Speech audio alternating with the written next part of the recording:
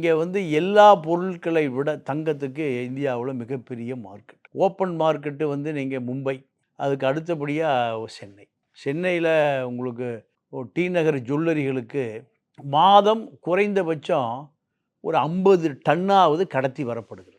ஏன்னா நீங்கள் நகை எடுக்கணும்னு விரும்புகிறவங்க பூராமே நீங்கள் சென்னைக்கு தான் வர்றாங்க. சென்னையில் ஜுவல்லரி தொழிலில் பல ஆயிரக்கணக்கான கோடி ரூபாய் முதலீடாக்கப்பட்டிருக்கு.